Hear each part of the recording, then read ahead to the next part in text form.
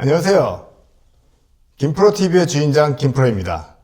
최근 가장 많이 이슈가 되고 있는 것 중에 하나가 5월 9일자로 다주택자의 양도세 중과 유예 조치가 마무리된다는 것이죠. 그래서 대통령이 계속 더 이상의 유예 조치는 없다라는 메시지를 보내고 있고요. 그래서 다주택자들은 주택 하나를 남겨놓고 매물로 내어놓고 있는 상황입니다. 자, 주택을 하나를 남겨놓는다는 것은 결국은 1세대 1주택자가 된다는 것이죠.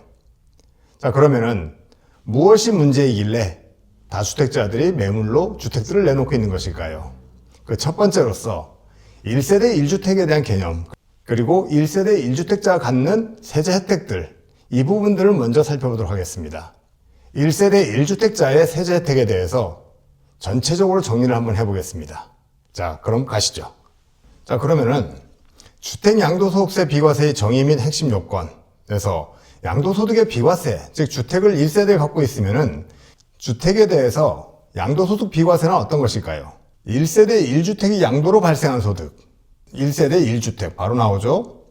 1세대 1주택의 한 세대가 주택을 하나만 보유하고 있다가 그 주택을 양도했을 때 발생하는 양도소득에 대해서는 비과세하겠다는 것입니다. 자, 그러면 이러한 양도소득세 비과세를 받기 위한 전제 조건들을 한번 살펴보죠. 말씀드린 바와 같이 양도일 현재 1주택 소유자여야 됩니다.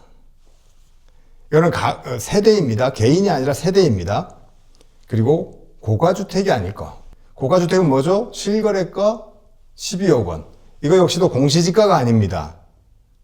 실거래가 12억 원이라면 서울 수도권의 어지간한 부동산, 어지간한 아파트들은 다 해당이 되겠죠. 즉 서울 수도권에 있는 대부분의 아파트들, 서울 중심의 아파트들은 대부분 다 고가주택이라고 볼 수 있겠죠.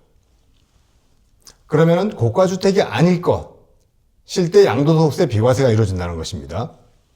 그리고 보유기간이 2년 이상이고요. 조정지역인 경우에는 보유기간 2년에 거주기간 2년이 더 추가가 됩니다.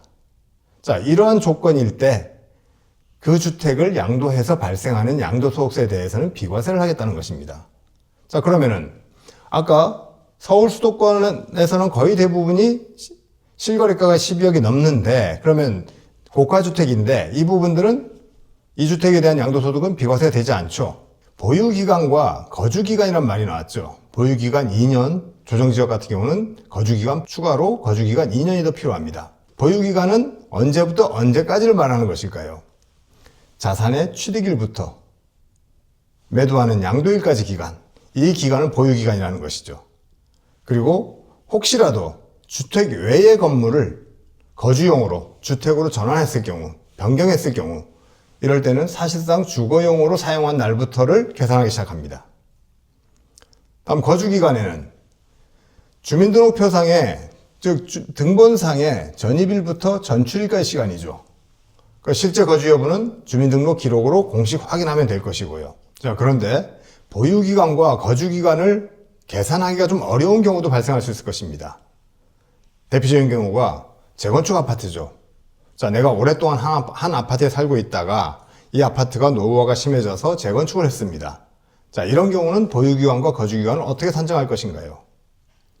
이거는 통산하게 됩니다. 지금 멸실 전 아파트에 거주했던 기간과 재건축이 된 이후에 신축 아파트에 입주해서 산 기간 모두 보유기간으로 인정이 됩니다. 그리고 상속주택인 경우, 상속주택은 상속인이 피상속인, 즉 부모와 같이 사는 경우가 있죠. 즉 동일 세대를 형성한 경우에는 보유기간을 합산합니다. 상속받기 전과 상속받은 이후 기간을 전부 합산한다는 것이죠. 그런데 그 상속을 받은 주택이 한 사람의 소유가 아니라 공동으로 여러 사람 명의로 되어 있습니다. 여러 사람 명의로 되어 있을 경우에는 해당 주택에 거주한 기간이 가장 긴 사람의 거주기간을 기준으로 산정합니다. 즉 공동상속주택이라 하더라도 그 상속주택에 가서 거주한 기간이 가장 긴 사람의 거주기간을 기준으로 본다는 것이죠. 보유기간과 거주기간을 산정함에 있어서도 예외적인 조건들이 있습니다. 즉 2년 보유 또는 2년 보유와 2년 거주, 이 조건을 갖추지 않더라도 양도소득세 비과세가 적용되는 예외 사항들이 있다는 것이죠. 첫 번째 보겠습니다. 내가 살고 있는 주택이 공익사업에 수용이 됐어요. 즉 공공주택지구라든가 여러 어떤 국가나 지자체의 사업으로서 공익사업에 수용이 됐다. 협의매수 및 수용이 됐다. 그러면 수용일로부터 5년 이내에 양도할 경우 비과세가 적용됩니다. 그리고 전 가족이 세대 전원이 해외로 출국 갑니다. 이민이라든가 혹은 해외 근무지가 해외로 발령이 났다든가 해외 이주로 세대 전원이 출국한 경우 1주택자가 해외로 이주를 합니다. 그리고 출국 후에 2년 이내에 양도하면 역시 비과세가 적용됩니다. 그리고 이민 정도는 아니지만은 해외에 한 1년 정도 가서 근무하는 경우도 있겠죠. 학업, 취학의 문제라든가 근무상 형편으로 1년 이상 국외에 거주하는 경우 이거 역시 세대 전원 출국입니다. 출국 후에 2년 이내에 양도시에 비과세한다. 이 외에도 국내에서 부득이하게 1주택자가 지금 살던 집이 아니라 다른 지역으로 이사를 가서 이전을 해서 거기서 주택을 구입하는 경우도 발생할 수 있습니다. 그걸 세법에서는 부득이한 양도라고 표현합니다. 1년 이상 거주한 주택을 취약이나 근무상 형편이나 질병 요양 또는 학교 폭력 등의 부득이한 사유로 다른 시군으로 이전할 경우에는 기존 주택을 양도했을 경우는 비과세를 한다는 것이죠. 자, 그러면 주택수에 대해서 한번 말씀드려 보겠습니다. 우리가 주택수를 계산함에 있어가지고 산정하기가 어려운 경우들이 종종 발생하곤 합니다. 자, 하나씩 살펴보시죠. 하나의 주택을 공동으로 소유하는 경우입니다. 공동명의가 있을 수 있잖아요. 공동으로 소유한 경우 지분으로 나눠 소유하죠. 예를 들어 두 사람이면 50대 50 내지는 40대 60 이러한 식으로 공동으로 소유한 경우 그러면은 각 소유자가 개별적으로 주택을 소유한 것으로 계산합니다. 즉 별도의 주택 1주택을 갖고 있고 공동으로 소유하고 있는 주택을 30% 혹은 40% 지분율을 갖고 있다면 이것은 1세대 2주택이 된다는 것이죠. 복합건물, 우리 흔히 얘기하는 상가주택을 얘기하죠. 하나의 건물에 상가와 주택이 혼합되어 있는 경우 이런 복합건물인 경우에는 주택 연면적이 전체 연면적의 절반을 넘어서면 주택으로 볼 것이고 주택 연면적이 전체 연면적의 절반 이하면은 주택으로 보지 않습니다. 전체의 절반 이하인 경우에는 주택으로 간주하지 않는다는 것이죠. 다음, 흔히 많이 일어나는 경우들이죠. 일시적 이주택. 기존 주택을 한 채를 보유하고 있으면서 어떠한 사유로 이전을 합니다. 혹은 평수를 좀 늘린다든가 아니면 직장 문제로 해서 다른 지역에 인근에 주택을 구입을 하는데 그러면 바로 1세대 2주택이 되겠죠? 그런 경우에 신규 주택을 취득한 날로부터 3년 이내에 기존 주택을 양도하게 되면 기존 주택에 대해서는 1세대 1주택으로 양도소득세 비과세가 적용될 수 있다는 것이죠. 이를 일시적 2주택이라 하는 겁니다. 즉 새로운 신규 주택을 구입하기 위해서 기존 주택과 일시적으로 2주택을 보유하는 경우 이런 경우를 1세대 2주택이라 하죠. 그러면 그런 경우에는 기존 주택을 3년 이내에 신규 주택을 구입한 후 3년 이내에 양도를 하게 되면 기존 주택에 대해서는 양도소득세 비과세를 적용한다는 것입니다. 또 부모님으로부터 주택을 하나 상속받을 수 있죠. 그런데 그 자녀가 상속받은 상속인이 이미 주택을 갖고 있어요. 그러면 1세대 1주택자가 부모로부터 상속을 받았으니까 1세대 2주택이 되겠죠. 1주택을 상속을 받으면 본인이 소유하던 주택을 양도하게 되면 그 주택에 대해서는 1세대 1주택으로 인정한다는 것입니다. 상속받은 주택이 1인 소유가 아니라 공동 소유입니다. 형제가 삼형제가 있다. 삼형제가 자기 지분율, 자기 합의에 따라서 공동으로 그 주택을 보유하는 것이죠. 그러면 이 주택은 누구의 것으로 볼 것이냐? 이게 관건이죠. 자, 그러면 하나씩 보시죠. 상속 지분이 가장 큰 상속인이 이 주택을 소유한 것으로 봅니다. 그런데 상속 지분이 가장 큰 상속인이 복수입니다. 한 사람이 아니란 거죠. 그러면 거기서도 순서를 정해줘야겠죠? 첫 번째, 당연히 해당 주택에 거주하는 자의 소유로 보고요. 두 번째는 연장자를 그 소유로, 그 이 주택의 소유자로 보게 됩니다. 조금 헷갈리는 게 바로 요 1번과 2번. 여기서는 1번에서는 공동 소유인 경우에는 지분을 갖고 있기만 해도 주택수에 포함된다라고 얘기했죠.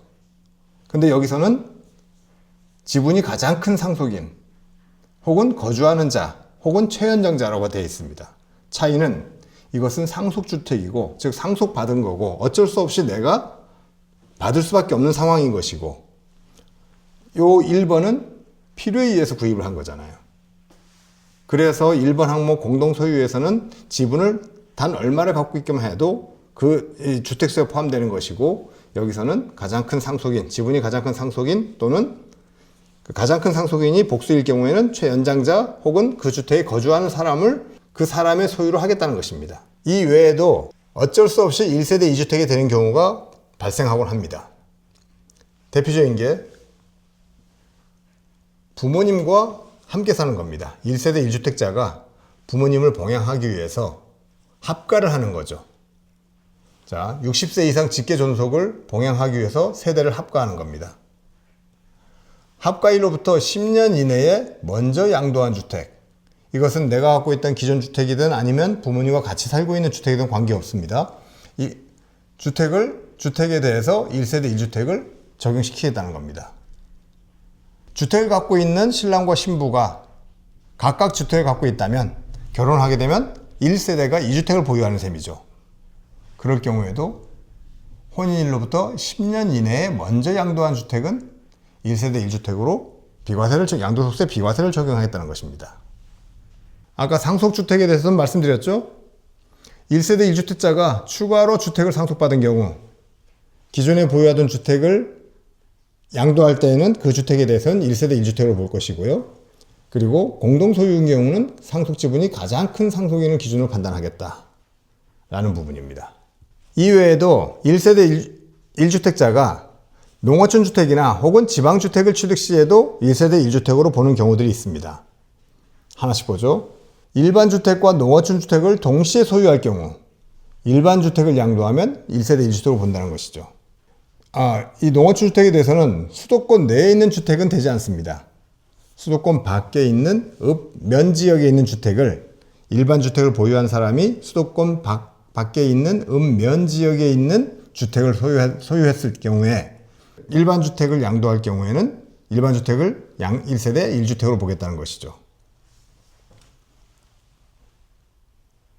수도권 밖 읍면 지역에 있는 상속주택, 인용주택, 귀농주택을 얘기하는 것입니다.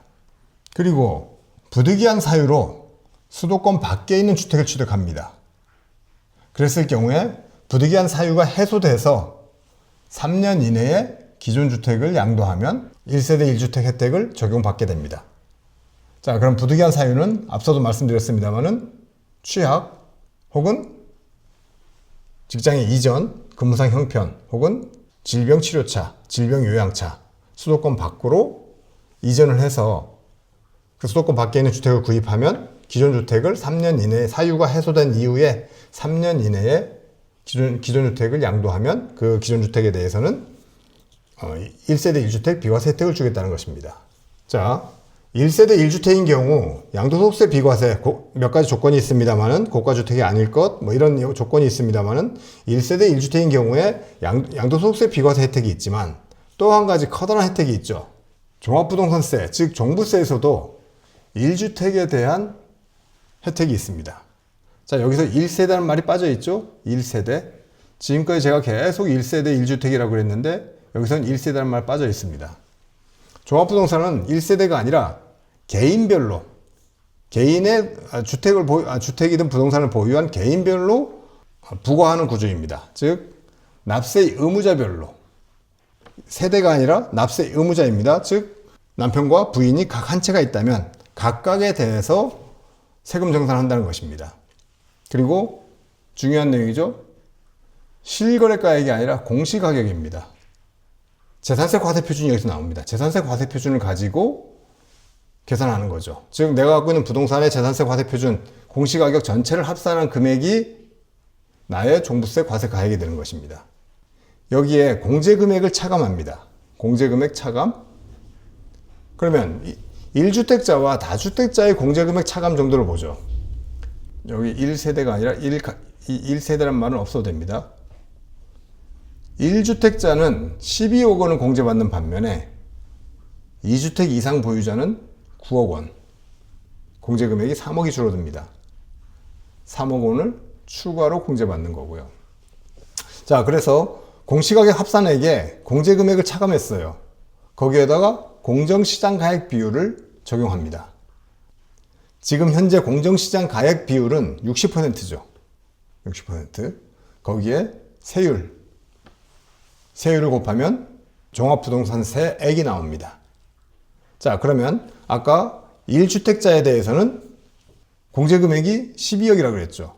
여기에다가 또 다른 혜택이 있습니다. 바로 1주택자에 대한 세액공제입니다. 고령자 세액공제. 세액에다가 20에서 40% 정도를 공제해 주는 것이고, 그리고 장기보유 특별공제 역시 20에서 50%를 공제해 줍니다. 1주택자이고 고령자인 경우에는 종합부동산세에 대한 부담이 현저하게 떨어지게 됩니다.